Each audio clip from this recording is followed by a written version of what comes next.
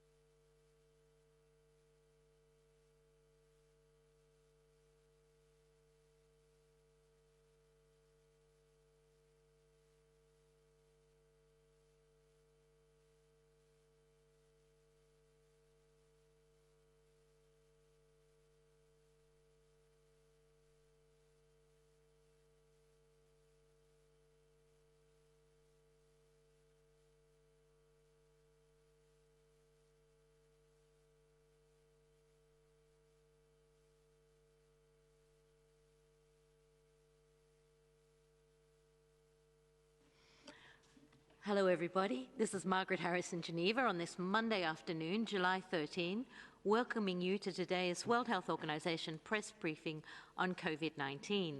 We have with us, as always, the WHO Director General Dr. Tedros, and Dr. Mike Ryan, Executive Director of our Emergencies Program, and Dr. Maria Van Kerkhoff, Technical Lead for COVID-19.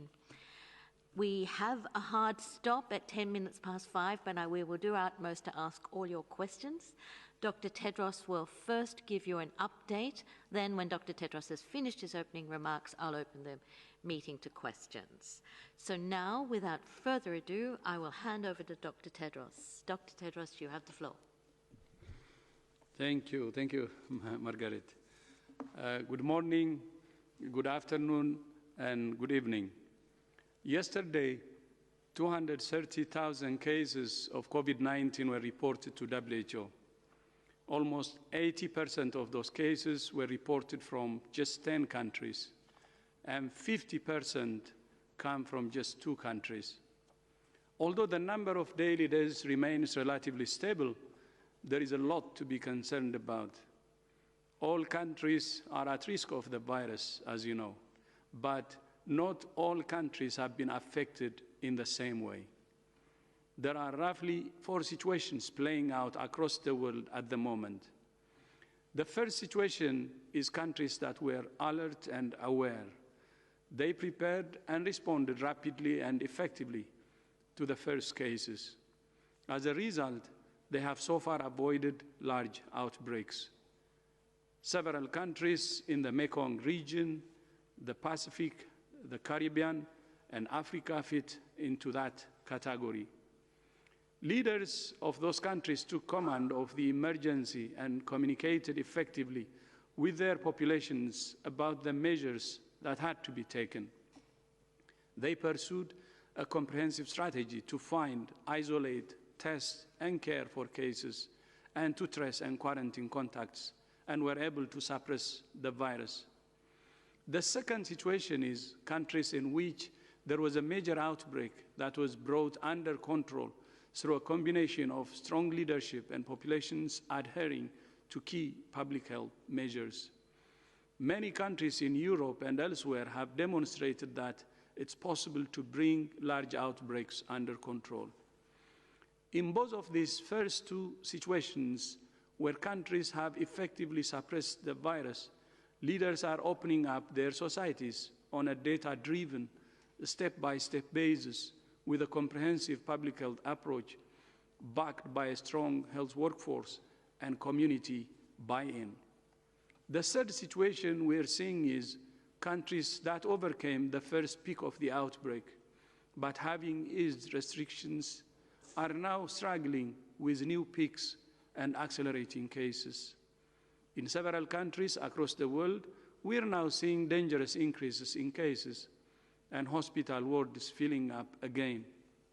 It would appear that many countries are losing gains made as proven measures to reduce risk are not implemented or followed. The fourth situation is those countries that are in the intense transmission phase of their outbreak. We're seeing this across the Americas, South Asia, and several countries in Africa. The epicenter of the virus remains in the Americas, where more than 50% of the world's cases have been recorded. But we know from the first 2 situations that it's never too late to bring the virus under control, even if there has been explosive transmission. In some cities and regions where transmission is intense, severe restrictions have been reinstated to bring the outbreak under control. WHO is committed to working with all countries and all people to suppress transmission, reduce mortality, support communities to protect themselves and others, and support strong government leadership and coordination. Let me be blunt. Too many countries are headed in the wrong direction. The virus remains public enemy number 1, but the actions of many governments and people do not reflect of this. The only aim of the virus is to find people to infect. Mixed messages from leaders are undermining the most critical ingredient of any response: trust. If governments do not clearly communicate with their citizens and roll out a comprehensive strategy focused on suppressing transmission and saving lives, if populations do not follow the basic public health principles of physical distancing, hand washing, wearing masks, coughing etiquette, and staying at home when sick, if the basics aren't followed, there is only one way this pandemic is going to go. It's going to get worse and worse and worse. But it does not have to be this way. Every single leader, every single government, and every single person can do their bit to break off chains of transmission and end the collective suffering. I'm not saying it's easy. It's clearly not. I know that many leaders are working in difficult circumstances. I know that there are other health, economic, social, and cultural challenges to weigh up. Just today, the latest edition of the State of Food Security and Nutrition in the World was published, which estimates that almost 690 million people went hungry in 2019. While it's too soon to assess the full impact of COVID-19, the report estimates that 130 million more people may face chronic hunger by the end of this year. There are no shortcuts out of this pandemic. We all hope there will be an effective vaccine, but we need to focus on using the tools we have now to suppress transmission and save lives. We need to reach a sustainable situation where we have adequate control of this virus without shutting down our lives entirely or lurching from lockdown to lockdown, which has a hugely detrimental impact on societies. I want to be straight with you. There will be no return to the old normal for the foreseeable future. I repeat, there will be no return to the old normal for the foreseeable future. But there is a roadmap to a situation where we can control the disease and get on with our lives. But this is going to require three things. First, a focus on reducing mortality and suppressing transmission. Second, an empowered, engaged community that takes individual behavior measures in the interest of each other. And third, we need strong government leadership and coordination of comprehensive strategies that are communicated clearly and consistently. It can be done. It must be done. I have said it before, and I will keep saying it. No matter where a country is in its epidemic curve, it's never too late to take decisive action. Implement the basics and work with community leaders and all stakeholders to deliver clear public health messages. We weren't prepared collectively, but we must use all the tools we have to bring this pandemic under control. And we need to do it right now. Together, we must accelerate the science as quickly as possible, find joint solutions to COVID-19, and through solidarity, build a cohesive global response. Science, solutions, and solidarity. I thank you. Thank you, Dr. Tedros.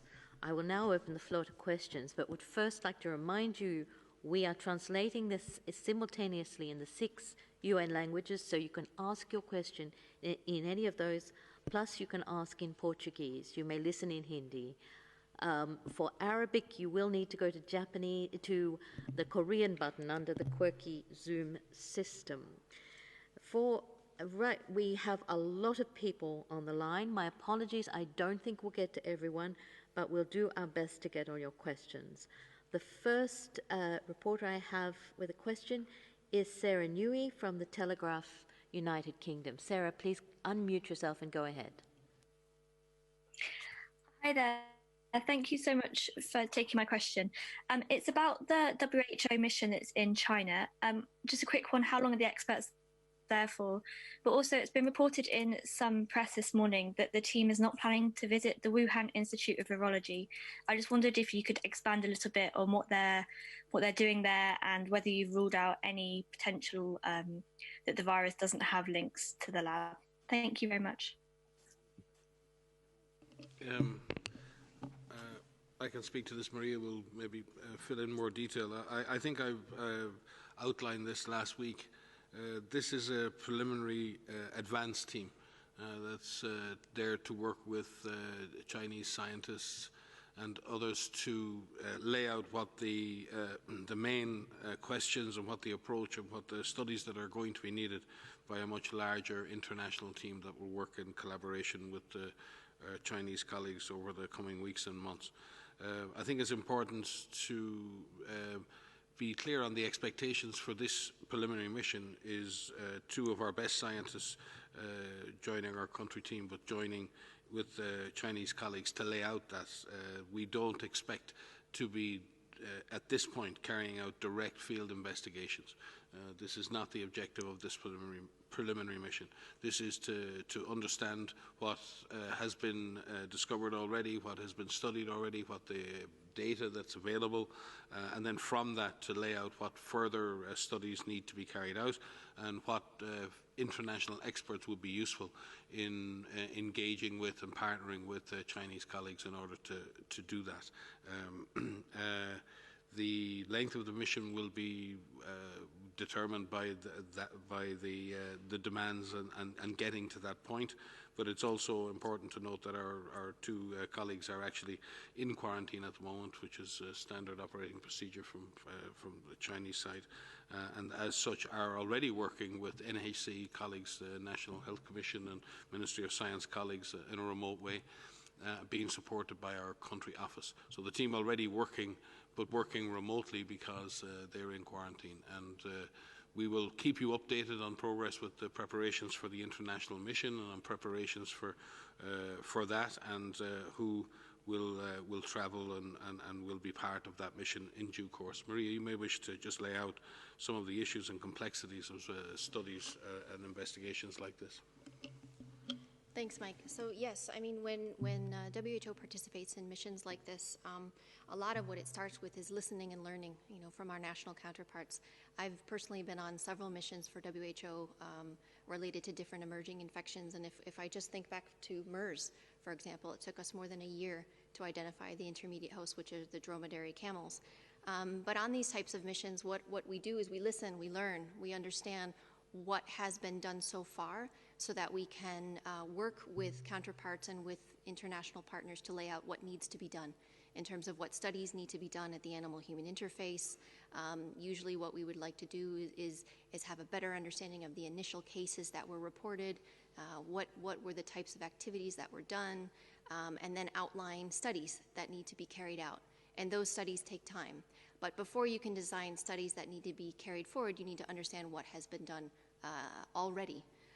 And so this team will be meeting with counterparts in China, with different ministries, likely with different academics and scientists, to really determine what has been done to lay out the plan going forward and to plan that larger mission.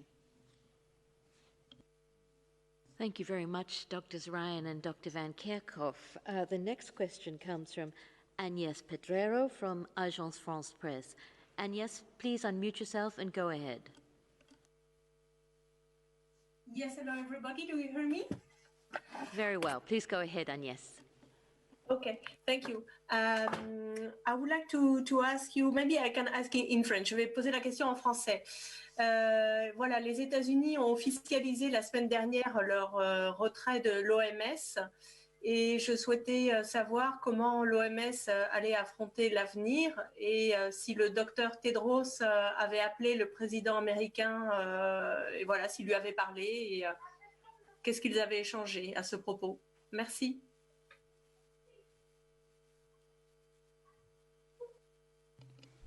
Yeah, thank you. Thank you for that question. I think we have responded previously on the same question. And we will respond maybe if there are additional issues from our side when we get the formal letter. We haven't received the formal letter yet. Thank you. Yeah, and if I could maybe just add that the teams here at WHO, our teams around the world in 141 countries, our 6 regional offices, ourselves, our hundreds of collaborating centres around the world, our partners in Gorn, our partners in science all around the world, we are focused 100% on controlling this pandemic, on reducing, as the DG said, reducing mortality, suppressing transmission, building strong community responses to this and assisting governments with strong coordination. That is our laser focus right now. We're also dealing with many other situations around the world. We're dealing with the situation in Syria, which many of you have seen is deteriorating. We're dealing with situations in Yemen. We're dealing with other epidemics like Ebola, again, in Equatorial province of Congo. We're dealing with plague in Ituri in Congo. We're dealing with many, many, many emergencies around the world. That is our focus, and we trust that we will be able to continue to work in scientific collaboration with our wonderful collaborators in the United States in the coming months and years. Thank you, Dr. Tedros and Dr. Ryan. The next question comes from somebody who knows what it's like to battle this virus firsthand. The good news is this is Kamran Kasimov, who was in hospital and has now recovered and is at home. Kamran, please go ahead. Very glad to hear you're well, and please ask your question.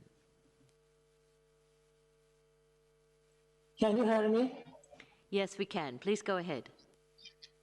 Hello. Yes, I got COVID-19 and 12 days I was in hospital. It was very hard days for me. And I would like to take an opportunity that the Azerbaijani doctors come here. Long live Azerbaijani doctors. Dr. Tedros, I would ask to you, why antibiotics cannot kill the virus completely from my practice? And if the person who infected with the coronavirus and recovered, is it possible him to catch the virus again a second time? Thank you so much. Yeah. Maria will speak to the detail on this. We don't know yet whether it's possible with this particular virus, whether the virus, once you've had an infection and recovered, whether one can be infected again. We do know with other coronaviruses that is the case, and there is some data out there that may suggest that immunity will wane over time, but that is not fully known at this point. Maria may have more data on some recent studies that are pointing in that direction. Yes, thank you for the question. And first of all, we're really happy to hear that you're out of hospital. And thank you for sharing your experience. We are learning from a lot of people that their experience with COVID is a challenging one, even if you have not the most severe disease, but even with mild disease, we know people are going through some challenges. So well done on getting out of the hospital, and to so many who have been able to get out of hospital. So as Mike has said, we don't have a complete answer yet, but we do expect that people who are infected with the SARS-CoV-2 virus, the virus that causes COVID-19, they do mount some level of an immune response. And this is measured through the antibody response, whether these are neutralizing antibodies, and we're learning quite a lot about a T-cell response, which are very difficult studies to carry out. What we don't know is how strong that protection is and for how long that protection will last. And so there are a number of studies that are underway that are trying to answer these questions. There are some initial studies out of 3 countries in Europe that are looking at antibody levels over time, suggesting that they may wane after a couple of months. But again, that's early data, and so we really need more studies to better understand this.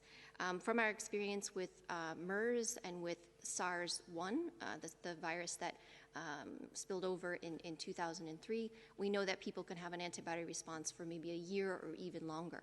But with the human coronaviruses, the ones that circulate regularly, it's much shorter than that. So it's an incomplete answer because we don't have that answer yet. But there are many scientists that are currently studying this, that are trying to help us better understand how long that protection will last. Thank you very much. And I should tell everybody that Dr. Soumya Swaminathan has joined us as well. So my apologies for not mentioning that earlier. So our next question comes from Hong Kong, from Simone McCarthy from the South China Morning Post. Simone, can you unmute yourself and go ahead and ask your question? Yes, thank you so much. Can you hear me? Very well. Please go ahead. Okay, great. I know that the scoping mission to China has already been addressed once in this briefing, so I'll keep this quick, but I was just curious to know if there was any way to provide further information about which experts were on the ground in China going through quarantine, or perhaps why that information isn't being shared. Thank you.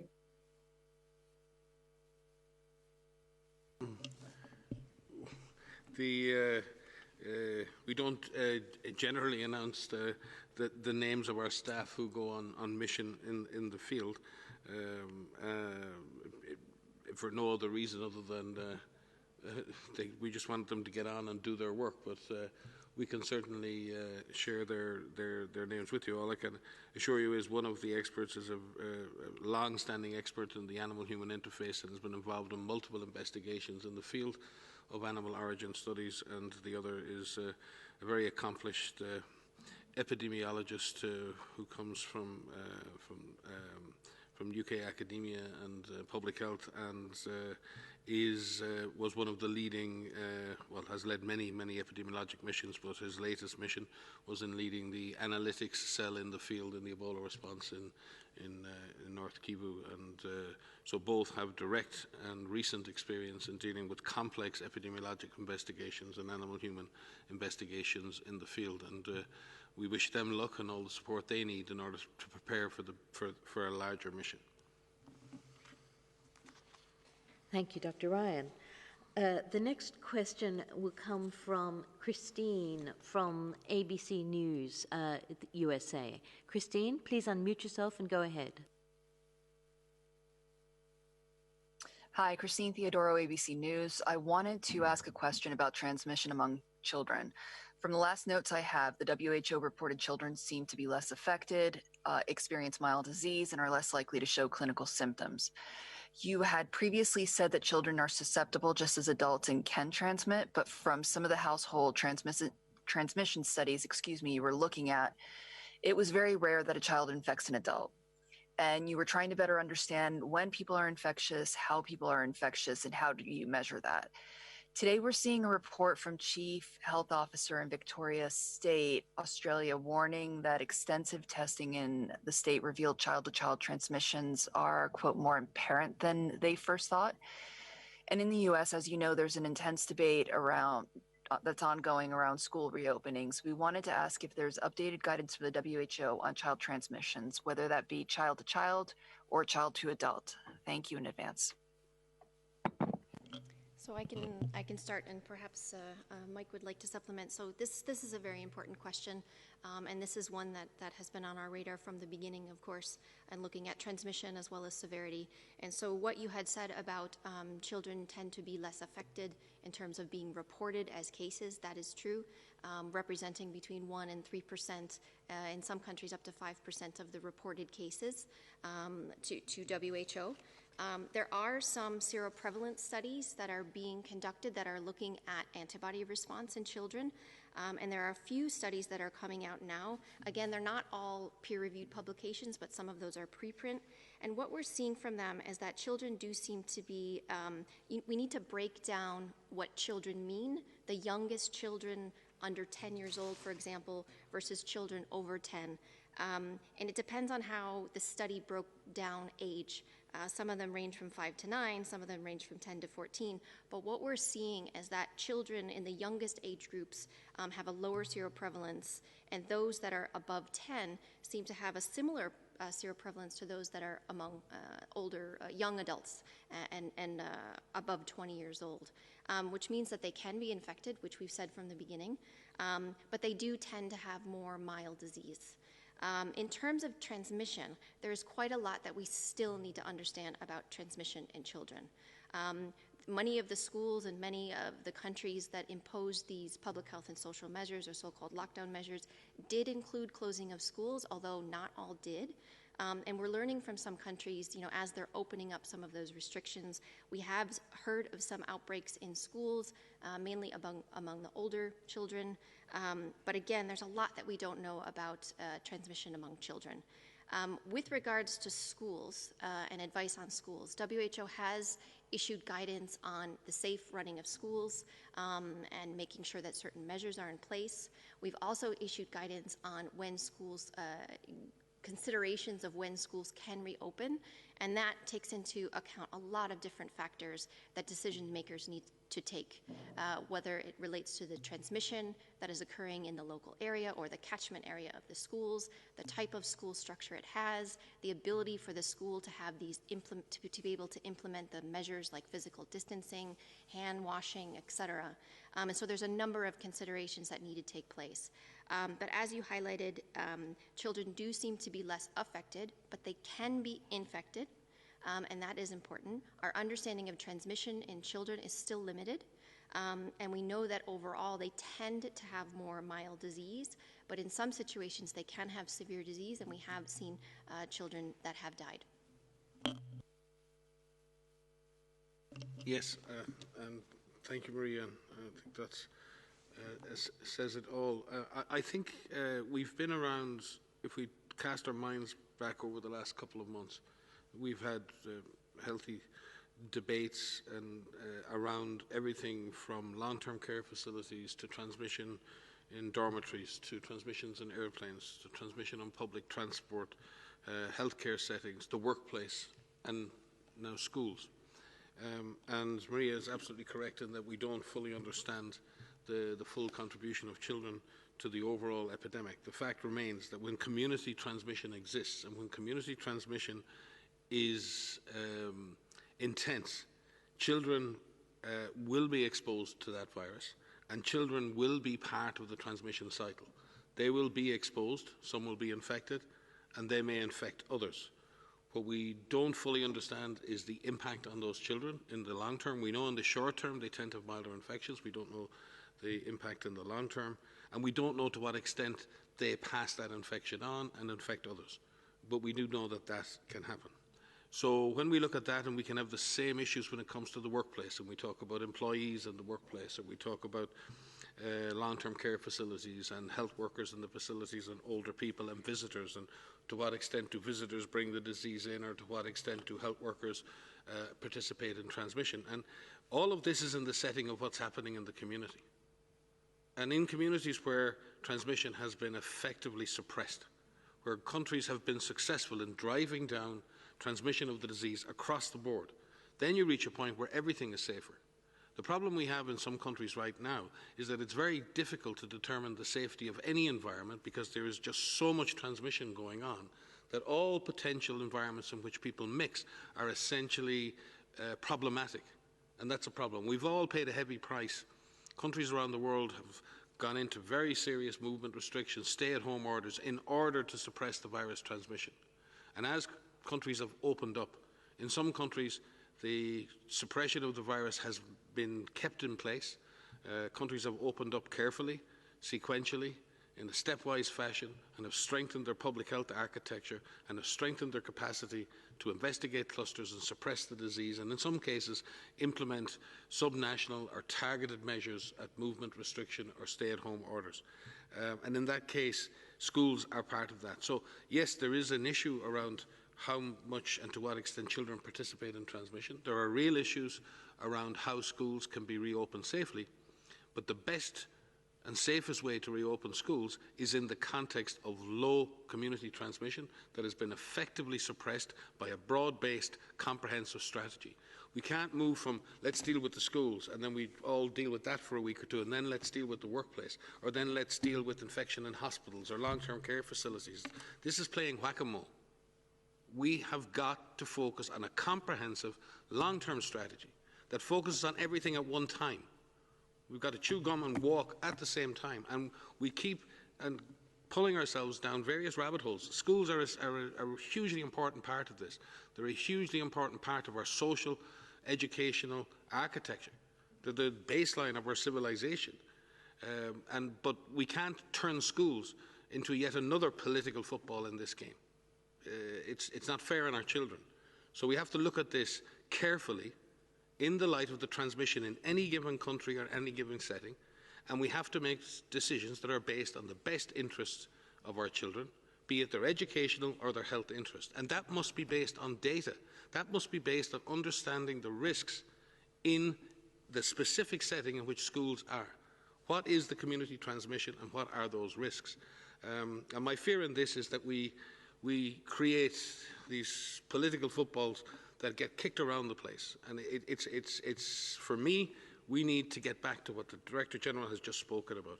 Comprehensive strategies, sustained commitment to broad-based virus suppression. If we suppress the virus in our society, in our communities, then our schools can open safely. And there are many countries around the world in which schools are reopening successfully and safely because countries have dealt with the real problem, community transmission.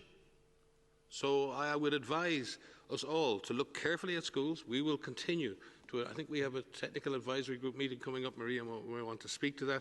We're bringing experts together from all over the world once more to look at how we manage and open schools in a safe and effective way.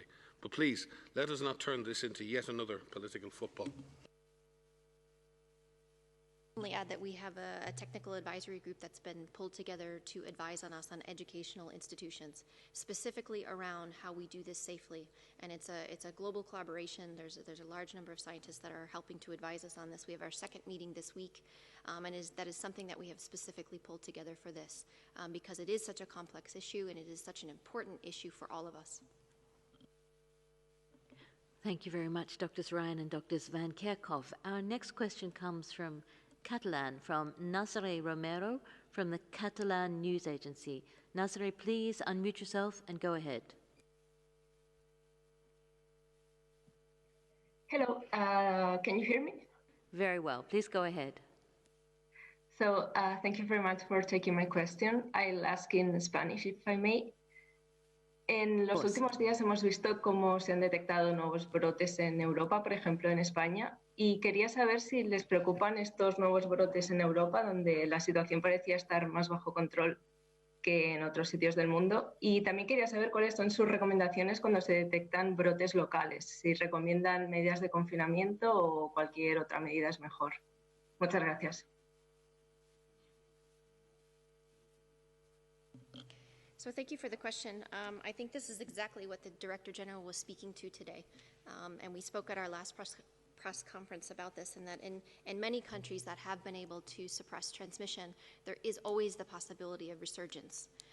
And what is really important is that the countries that have used this time and have spent the time to build this public health infrastructure, the workforce in place, the surveillance in place, the strategies in place, to act fast when there is an upsurge in cases, whether it's a small cluster or whether it's something that has an outbreak that has started.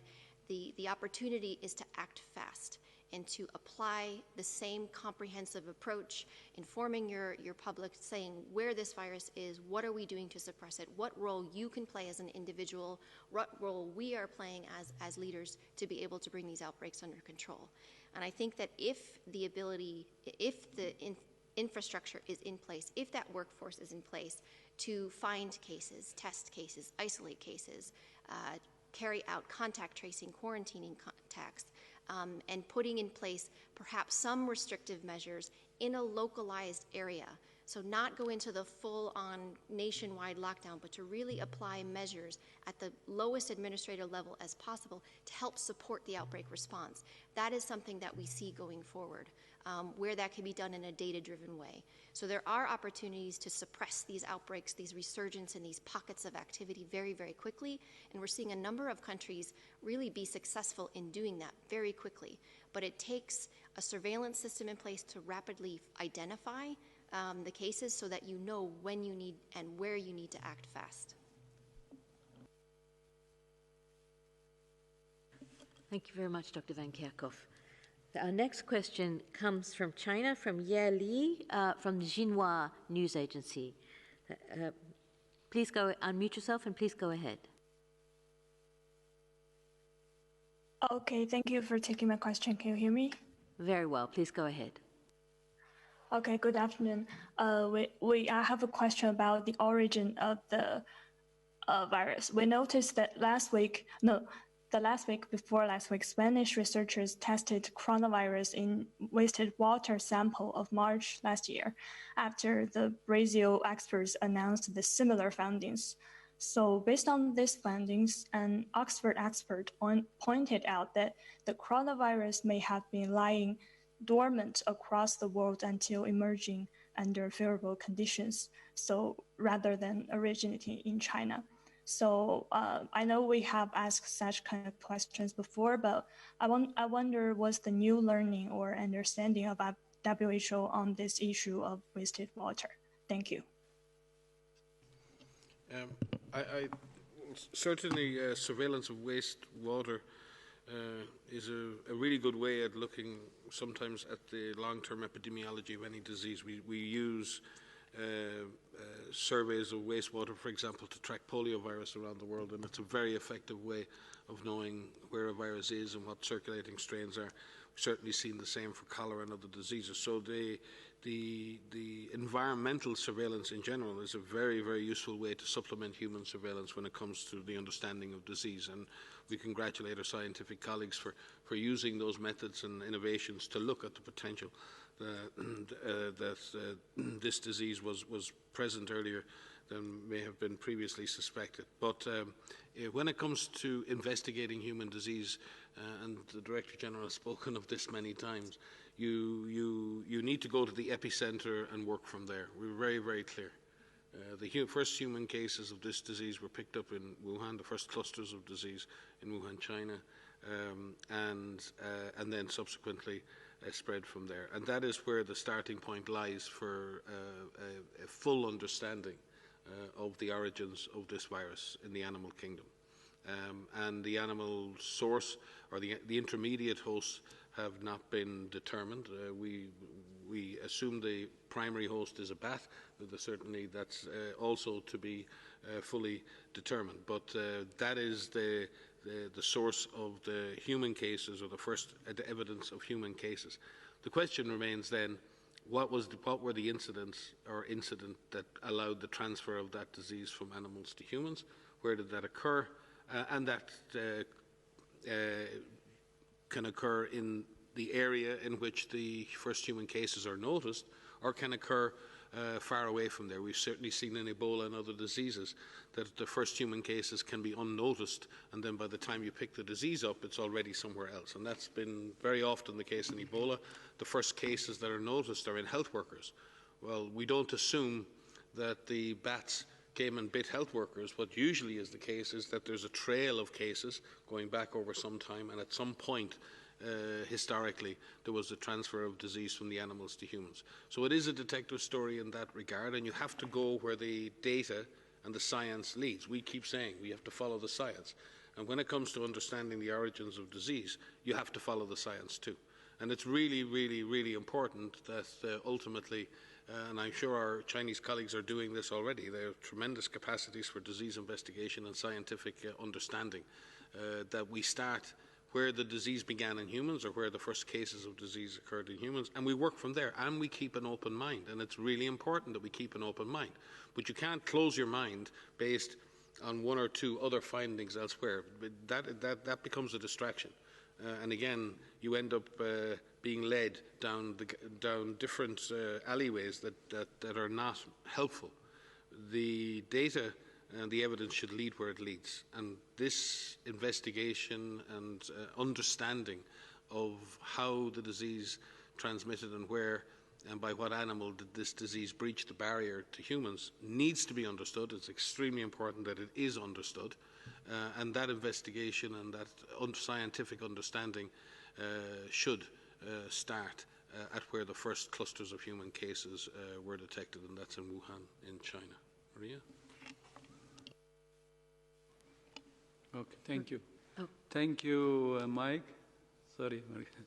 So I have another commitment, so I will leave you with my colleagues, Mike, Maria, and Soumya, and hope to see you in our next session.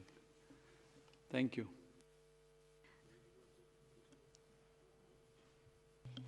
Yes, so just to supplement what Mike has said, it is as he said. We listen and we learn. We see what investigations and studies are underway. We look what surveillance has happened, and we follow the science. And so it is a bit of detective work in that sense, where you're following the clues. And there is quite some work to be done. I mean, if you think about the identification of SARS, the first SARS virus, it took over a year. If you look at MERS, it took years. If you look at MERS, that took us over a year. So it does take some time. So I think we need to manage the expectations about finding the intermediate host and how that takes place. But I think what is important is that there is this global collaboration. There's a whole network of scientists that exist globally, including scientists from China, across the US, across Europe, across many different countries, all continents, that always look for these emerging pathogens.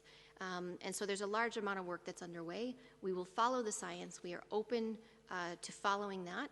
And I think we are all committed to find the intermediate host because of its public health importance. Knowing what the intermediate host is will help us to prevent this from happening again.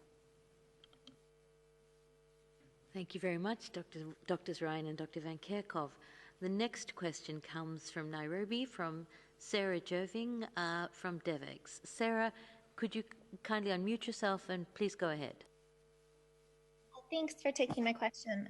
Is the incubation period and the time frame in which a test result would return positive the same? Would someone need to wait the 14 days after exposure to feel comfortable that a test result is accurate? And is the incubation time frame still believed to be a maximum of 14 days, or could it be longer? So I can start with that. That's quite a few questions in one, actually. So well done to you. So the incubation period is the point of time where somebody is exposed to the point of time where they develop symptoms, and it's believed to be between 1 and 14 days. There are always exceptions. We should say that there's always exceptions, but the majority, the average, is between 5 and 6 days. So most people will develop symptoms within 5 to 6 days. Your question about the testing is a good one, because we often get questions in terms of our testing strategy of when is the most appropriate time to test someone. So what we do within our case definitions and our recommendations is to test somebody when they develop symptoms. However, saying that, we also recommend contact tracing. So people who are contacts go into quarantine, which means they're essentially removed from other people so that they can't pass the virus on. And some of those contacts are tested. They are tested when they develop symptoms, but some of those individuals are tested when they don't have symptoms, which is why we're seeing some asymptomatic cases being detected. If that testing is going to be done, it should be done before that 14 days is up. But it does depend on a lot of characteristics of what type of test is done, what sample is collected, whether it's an upper respiratory sample or a lower respiratory sample. So there are a lot of different factors that are in play when it comes to when is the most appropriate time to take a sample from an individual. Just to point you all, I mean, there's some excellent publications out there around issues like this and around broader issues, but there is a very good publication in JAMA this week, which is a review of all of the key parameters around the disease, like transmission and incubation and prognosis and so many other factors, the epidemiology. And if there is probably one it may be a little complex scientifically in parts, but for journalists out there who really want to get an overview of much of what we know right now globally around the disease, Worsinger et al. Have a very good paper this week in JAMA, which kind of goes across the whole range of what we know about this disease. Because I think we said it here last week, we're all in a deluge, a tsunami of scientific publications, and sometimes when scientific colleagues synthesize that into something a bit more manageable, it makes things much easier. So I just point you to publications like that where you can pick up a lot of information regarding what we know in a more synthetic fashion. Very, very helpful indeed. Thank you, Dr. Ryan and Dr. Van Kerkhoff. No, okay, great. So our next question is for Imogen Fuchs of the BBC. Imogen, can you unmute yourself and go ahead, please? Hi, Margaret, thanks very much. It was primarily a question for Dr. Tedros, but Mike and Maria, I think, I'm sure you can answer it as well. Dr. Tedros said the Americas remained the epicenter of the pandemic. And I'm just wondering, looking at the, really big increases in cases that we have seen, particularly over this last weekend, on a public health basis, what's gone wrong and what needs to be done as a matter of urgency?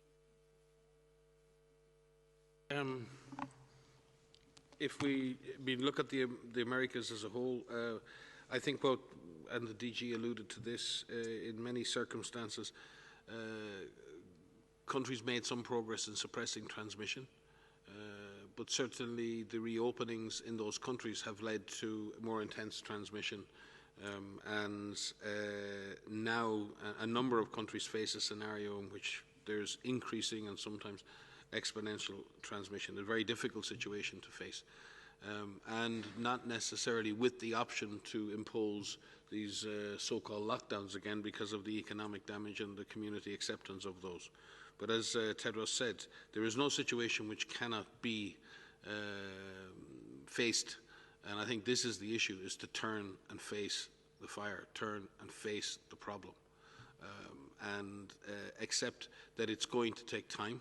It's going to require a huge commitment on the part of government and individuals in a number of countries to turn this around. And it's not just government, it's individuals, the choices we make. I think I spoke about that last week. There are choices that we all make that can either increase or decrease the risk of transmission. But there are choices that governments make that can either increase or decrease the risk of transmission. We need to re-establish trust, communication, and strong government-led strategies that can turn this around.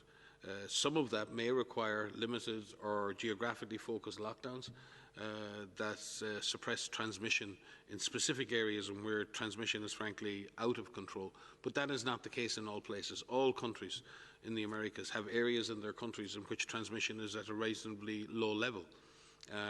But some areas in almost all countries have areas of intense transmission.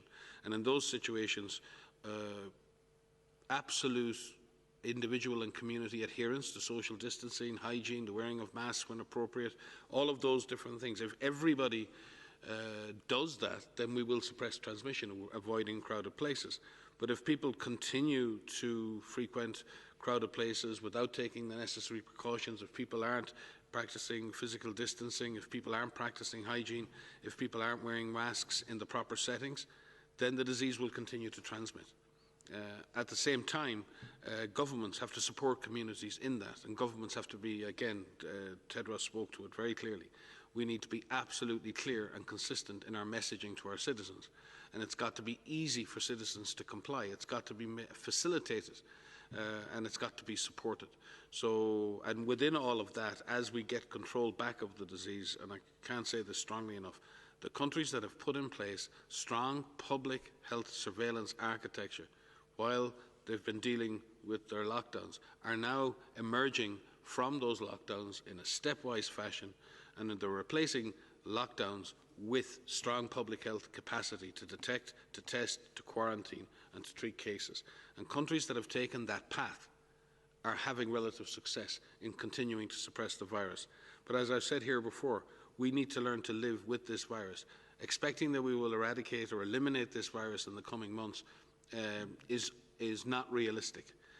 And also, believing that magically we will get a perfect vaccine that everyone will have access to is also not realistic. The history of vaccines are that we can and will develop a vaccine. The question mark is, how effective will that vaccine be? And more importantly and more worryingly, who will get that vaccine? And will that distribution be fair and equitable? But as Tedros has said, there are things we can do now. There are tools we have at our disposal now. If we apply them, and if we apply them systematically, and if communities and individuals buy into that and trust that their behaviour will be supported by government, and we can work together collectively to drive down and suppress transmission. The positive news in this is that in many countries death rates have fallen, and we are getting better at treating cases, we're getting better at diagnosing cases early, and we need to continue that. We need to suppress mortality, suppress transmission, we need to support communities, and we need clear and strong government leadership. And that doesn't matter where you are, but that's all the more important in countries that are now suffering very, very exponential transmission, which is very, very worrying. Thanks, Mike. I want to speak to the individual. So as Mike has said, it's not only about leadership, it's about individuals and what individuals do. And everyone on the planet needs to know what role they have to play and to be informed about what this virus is, where this virus is circulating, especially in the areas where you live, the areas where you work, the areas that you want to travel in. All of this is important. There's so much that you can do yourself to protect yourself from getting infected and to prevent yourself from passing the virus on to others. And please make good choices. I know that there are a lot of things that we want to be doing right now, but there aren't necessarily a lot of things that we need to be doing right now. There are many people, essential workers, who cannot stay at home. There are many people who are caring for patients in hospitals who cannot stay at home. And if you can, and if you can help, and if you are asked to, please stay home.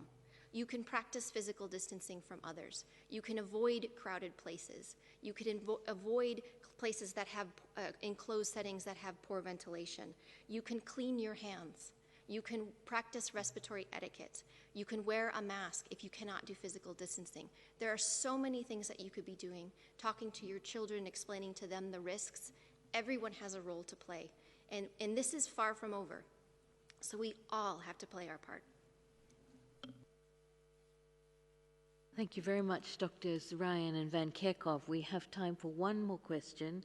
He's been waiting for a long time, and so he gets the last question. It's Jamie from Associated Press, Jamie Keaton. Jamie, please go ahead. As it came, Margaret, my question was for Dr. Tedros. Thanks. Okay, well, Dr. Ryan's got an update on Ebola because last week we promised that we would give that updated situation. So, Dr. Ryan, please go ahead. Yeah, this one goes out to Helen Branswell. Sorry, Helen, the dog ate my homework on Friday. I'm back, suitably contrite. As of the 12th of July, we've had 48 confirmed cases and 3 probable cases reported from Equator Province in north-western DRC.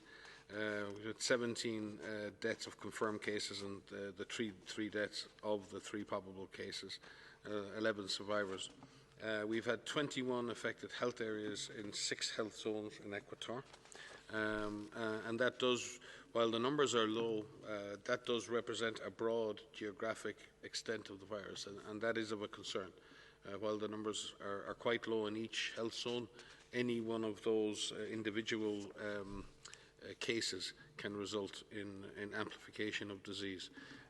In terms of the areas that are affected, there are 5 zones that we've had cases in the last 21 days, and most of the zones, in fact, have had a case in the last 7 to 10 days. So we're still within that incubation period for another wave of cases in the zones of Bikoro, in Balomba, in Eboko, in Lutumbe, and in Bandaka itself. In terms of the age and sex distribution, males predominate amongst the cases. Females represent 43% of cases, and children less than 18, 6% of cases. In terms of the epidemiologic links, at the beginning of the outbreak, as is normal in many Ebola outbreaks, it's difficult to make the association between cases because sometimes there are difficult exposure histories, and particularly when people have already died. But at present, the documented, at the beginning of the outbreak in the first week, 75% of cases had no documented epidemiologic link. From the 29th of June to the 5th of July, 33% had no documented link, but all cases in the last week have had documented epilinks to other cases. That's good news. The difficult part of that is that the proportion of people who are registered and followed as contacts is less than half. And that means that half of cases are not being actively followed as contacts when they're diagnosed. And again, while the numbers of those are very, very small, that is not a good parameter. And again, in terms of deaths at community level, where we've seen 9 deaths in the community, again, they all represent opportunities for disease transmission. At the moment, as of July the 11th, we're tracking 5,580 contacts across a very, very large and difficult geographic zone with extreme logistics. We've managed on a daily basis to follow 4,977, or 89%, nearly 90% of those contacts are followed on a daily basis, which is good performance in the context of the extreme logistics in the area, but it also means that 10% of contacts are not followed, and that in itself is a concern. In terms of community alerts, we're investigating or detecting about between 500 and 600 alerts at community level every day. Of them, 25% are validated as suspect cases, and then those individuals are tested. There are still challenges in testing. We've very recently established testing capacity in Bakura, which is to the south. So we now have testing capacities in all of the affected health zones, and we have clinical capacity with partners in all of the affected health zones. Just to say that the distances, the logistics, and the demands on all of the teams, the ministry teams, the partner teams, and WHO teams are extreme. It is not the same context as North Kivu. We don't have necessarily the same security issues, but we do have very, very demanding logistics and distance and living conditions for staff, and the condition of the roads, etc. We've vaccinated thousands of people with our vaccination teams, and we're very lucky to have that those vaccination teams in place, and equally so, therapeutics are in the field and now being actively used to treat cases. The R0 for the last 2 weeks of June was 1.7, which means, technically each case is generating more than one other case. So this is still an active, very active outbreak, and I would say it is still a great concern. The Equator province is on the River Congo. It is also across the river from 2 other countries. It is a very, very large geographic area. Communities are linked and people do travel long distances. So there are a number of features of this epidemic that are of concern. Very much thank the government of Congo for its leadership, the partners in the UN and the NGO system for the support they're providing. But I would caution everyone that while the numbers in this event are low, again, it's in the era of COVID, it's very important that we do not take our eyes off these other emerging diseases, and we saw in North Kivu and in other previous outbreaks of Ebola that these can get out of control very easily. We're very focused on continuing to support the government of Congo in eliminating Ebola once more in this situation. Thank you. Thank you very much, Dr. Ryan. And with that, I'll close this press conference for today. We'll send the audio file, as usual, to the Global List, and the next press conference will be on Friday. That's Friday, the end of this week. We'll look forward to speaking with you then. Goodbye.